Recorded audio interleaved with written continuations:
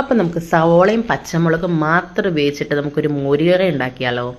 ഭയങ്കര സിമ്പിളാട്ടോ ഇത്. നമ്മുടെ ഉമ്മയൊക്കെ പണ്ട് വീട്ടിൽ ഇതുപോലെ ചെയ്യുമായിരുന്നു. കാരണം നമുക്ക് മോര് കറി വെക്കുന്ന ടൈമിൽ കഷ്ണങ്ങളൊന്നും കിട്ടിയില്ല എന്നുണ്ടെങ്കിൽ നമുക്ക് കറി വെക്കാനായിട്ട് ഇങ്ങനെ ചെയ്യാം. അപ്പോൾ പച്ചമുളകും സവോളയും വേപ്പിലയും ഏത് പാത്രത്തിലാണ് വേവിക്കുന്നത് ആ പാത്രത്തിലേക്ക് ഇട്ട് കൊടുത്ത് മഞ്ഞൾപ്പൊടിയും കുറച്ച് മുളക് പൊടി ആയിട്ട് ഇടാവുള്ളൂ. പിന്നെ ആവശ്യത്തിന് വെള്ളം ഒഴിച്ചതൊന്ന് വേവിച്ചെടുക്കുക കേട്ടോ. ആ ടൈമിൽ നമ്മൾ തേങ്ങയും അതുപോലെ തന്നെ ചുമന്നുള്ളി ഒരു 2-3 എണ്ണവും 2 അല്ലി വെളുത്തുള്ളിയും ഒരു ചെറിയ കഷ്ണം ഇഞ്ചിയും നല്ല ജീരകവും ഇട്ടിട്ട് നന്നായിട്ട് മിക്സിയിൽ നന്നായിട്ട് അരച്ചെടുക്കുക. എന്നിട്ട് ആ അരപ്പ് നമ്മൾ ഈ വേവിച്ച് വെച്ചിരിക്കുന്ന നമ്മുടെ ഈ സവോളയും പച്ചമുളകും വേവിച്ച് വെച്ചിരിക്കുന്നില്ലേ അതിലേക്ക് ആഡ് ചെയ്ത് കൊടുക്കുക. അതുപോലെ തന്നെ സെയിം ആ ജാറിൽ തന്നെ മോരും കൂടെ കൂട്ടിയിട്ട് ജസ്റ്റ് ഒന്ന് കറക്കി അതും മിക്സ് ചെയ്ത് കൊടുത്ത് ഇളക്കി കൊടുക്കുക. പിന്നെ ആവശ്യത്തിന് ഉപ്പിട്ട് കൊടുക്കുക. അതുപോലെ ജസ്റ്റ് ഒന്ന് പതിയെ അതിനൊരു തിള വരണം കേട്ടോ.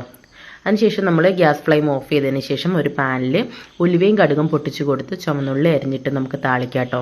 അതിൽ വറ്റൽമുളകും അതുപോലെ തന്നെ വേപ്പില ആഡ് ചെയ്ത് കൊടുത്ത് നമുക്ക് ആ താളിപ്പ് അതിലേക്ക് ഒഴിച്ചു കൊടുക്കാം. ഇത്രയേ ഉള്ളൂ, വളരെ സിമ്പിളാട്ടോ. അപ്പോൾ എല്ലാവരും ഒന്ന് ട്രൈ ചെയ്ത് നോക്കിയിട്ട് ഫീഡ്ബാക്ക് അറിയിക്കണം കേട്ടോ. അതുപോലെ തന്നെ നല്ല ടേസ്റ്റ് ആട്ടോ അത് കഴിക്കാനായിട്ട്. അപ്പോൾ എല്ലാവരും ഒന്ന് ട്രൈ ചെയ്ത് നോക്കിയേരും.